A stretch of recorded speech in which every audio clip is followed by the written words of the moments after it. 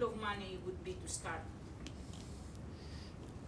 Question was, if you started with a brand new, aren't there 300 people in this room? I'll just bet you outside there's 300 people. If we were to start tonight, how much money would we think we would need? Well, I've got the spreadsheet to tell you that. You could say, my father, it's funny, Peter's compelled me to write this book called Money Grows on Trees, which I did promise I'd bring my draft manuscript. It's on my laptop. I didn't print it. I didn't want to kill any trees. But the amazing thing is I interviewed my father, who came from Germany in 1953, and I said, I want to talk to you about money. He's going to be 80 next week. I said, what was it like when you were in Germany and after the war? And he goes, it was horrible. We were given, the Reichmark was worth nothing, and we were given food coupons, but just enough to live. He said, just enough to live, not enough to die. I'm like, really? And then what happened? Well, I did it for 2 years, and then the Marshall Plan came in, and they brought in this allied currency, and we had 40 marks a month, I think, every person.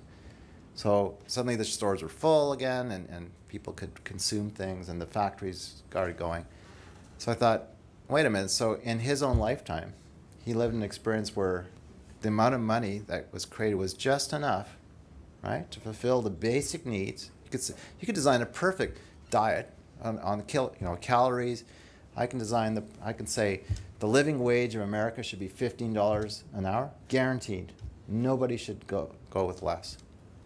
I can show you that the GDP of the economy needs to only be half of what it is.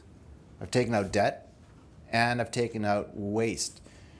A lot of our fridges and that have built-in obsolescence. Why? Because the factories have to keep things, inventory moving. So you imagine how much efficiency you could squeeze out. And then you can decide, well, maybe the wage only needs to be $5 or $10. So we could design the exact wage to meet the needs of everyone, at least basic needs. I'm not saying that people shouldn't be allowed to aspire to be Bill Gates. I'm just saying there's something wrong when that doesn't get redistributed from time to time either. So those are the we could design enough currency to, I said, this Earth dollar was sufficient to make sure a watershed, and I would plan at the watershed level, all watersheds were healthy. They're producing clean water constantly, regularly.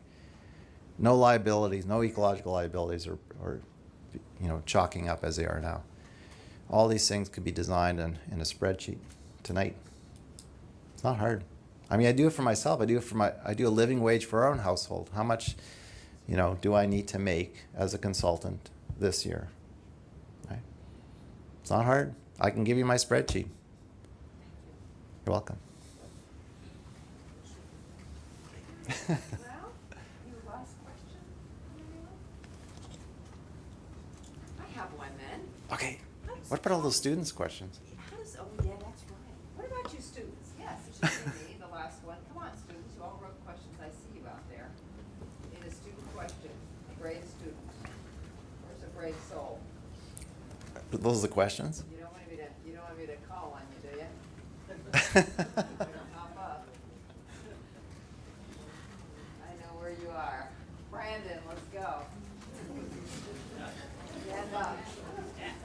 Come on, Brandon. I just had to see. Sorry, up. I don't have my But you can remember it.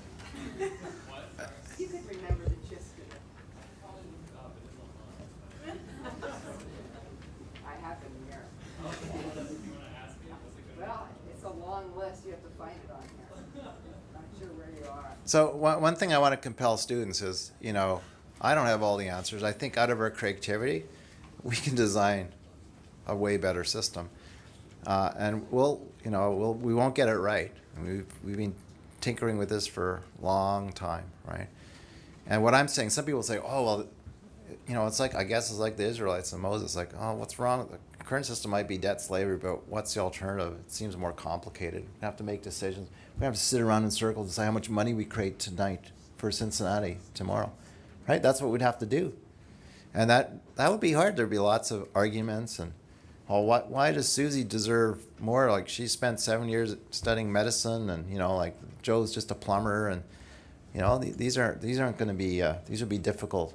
And you'd say, well, I think the current system, there's nothing wrong with it, right? It's not broken. But is it unjust? Is it inefficient? So I think we need to begin conversations in the classrooms and with our kids, right? And my most important message, just be self-aware, and don't take my word. There's lots of stuff on YouTube you can watch that tells a maybe more eloquent story, but the solutions aren't really that self-evident, at least the practical ones. Yeah. So obviously you seem to be coming from a Catholic tradition. Obviously. Are you familiar with the potlatch and the Native American tradition, and Marcel Mauss studied that, and the gift economy, that whole idea of a general economy as well, commercial tie? Yeah. Can you talk a little bit about how that maybe is at odds with what you're talking about, or is similar? So the question is, what about indigenous customs of the potlatch? And one of my inspirations is indigenous people. So I work a lot with indigenous people, and if anyone's ever spent time with elders, spent time in a sweat lodge, gone to a Sundance, gone to a potlatch. I mean, what was a potlatch? A potlatch was it was giving to the community from your abundance, and you would prepare a whole year, and your family would prepare a massive feast, and it was a giving. It was like a joke. It's like to me, it revealed the truth of the Creator's abundance, right? I can amass, I'll have the biggest party, right, in the community, but every household would hold a party, and it would be every year or whatever the timing was, and a lot of that stuff, of course, came from nature anyways. It didn't come from manufactured things, but blankets. And so the potlatch was a custom on the West Coast. And so my jacket is from Haida Gwaii, from a woman who does Haida Gwaii work. And to me, they're my inspiration. I think I still have one in my pocket. The cowrie shell. When I went, I met, anyone ever heard of the Onondaga people? The Iroquois. You know the story of the Iroquois? Do you know who they inspired? Right? Your story, it's, Ben Franklin, right? The Iroquois Confederacy was the model for the colonies. So I had the pleasure a year and a half ago of going to the Longhouse and meet Chief Warren Lyons, 83-year-old spirit,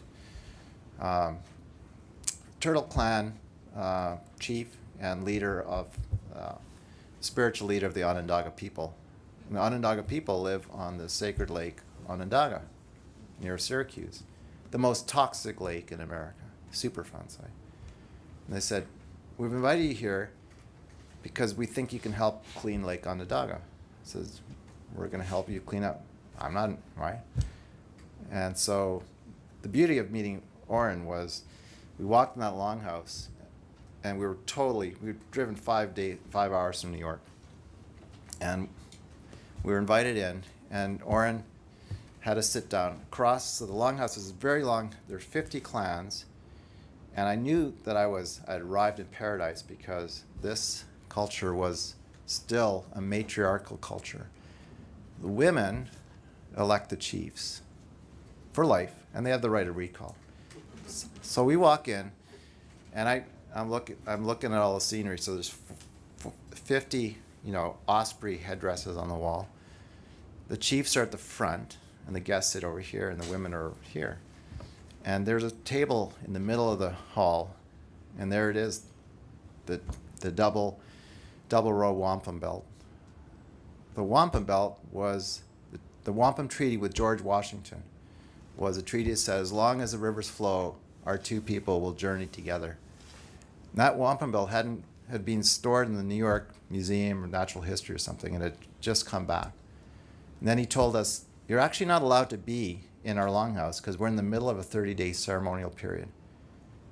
I'm like, oh my goodness, what? We drove like 5 hours and you're just going to send us back to New York. And then he kind of smiled and goes, just kidding. We'll meet you at the hockey rink. We'll buy you lunch. Like, they have such a great sense of humor. But Orrin is one of the few guys that knew the story of the Wizard of Oz. He said, Mark says, that the flying monkeys was us, Indians. The Wicked Witch of the West was Mother Nature. They had to ground the monkeys, right? And the Homestead Act of Lincoln, right, took the land, conquered the West. So anyways, the point is this wampa belt, what was it? A bunch of seashells sewn onto fabric or buckskin, which again represented, it would be like piling all the gold of Cincinnati onto a table and saying, come, it's at the, it's like a joke. So I'm inspired by Indigenous people. I think they will lead it. They're like our monasteries. I think the few, we killed most of them off, right? And they became alcoholics. We abused them in schools, and just horrible. And yet they're like these children who came out from the Garden of Eden, never left it, and we came here and destroyed it with our money power. And the story is the same in America as it is in Canada. It's a horrible story, but yet they're still around, and they have these legends that the Tree of Life still exists, and we're going to find the few people who still know where it is will know how to get back to it.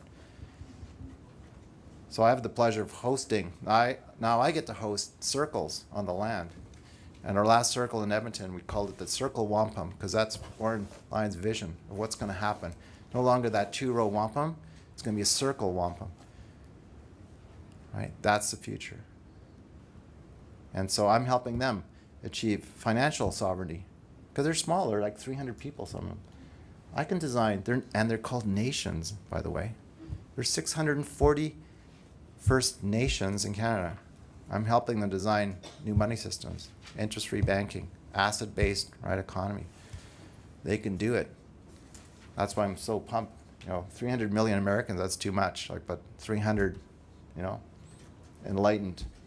This is not the land of utopia. Anyways, thank you for the question, because I'm inspired by them. So. Okay. Oh, yeah, one more, and then we're going to wrap it up. So, we're sitting out here and saying, yeah, I really like your proposal. I want to buy into it. Can you give me 2 or 3 steps that are doable that we can take in moving in the direction you're suggesting? 2 or 3 steps that are doable.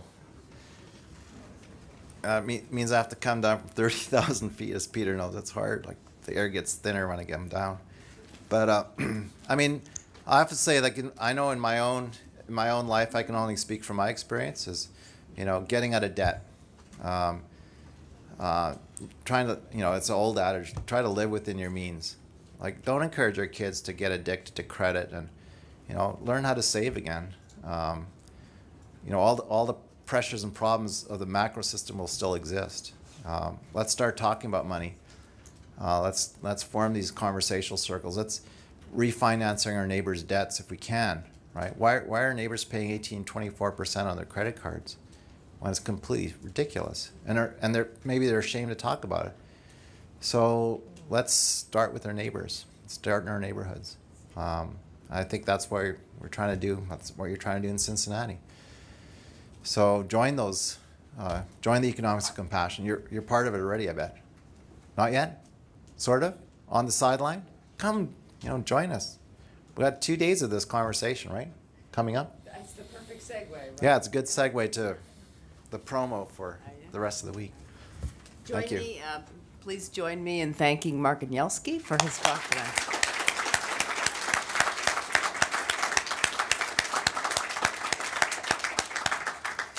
Truly some new ideas. So thanks, and we do hope to see many of you at the Neighborhood Economics Conference tomorrow and Wednesday, taking place all day at Xavier's Gallagher Theater.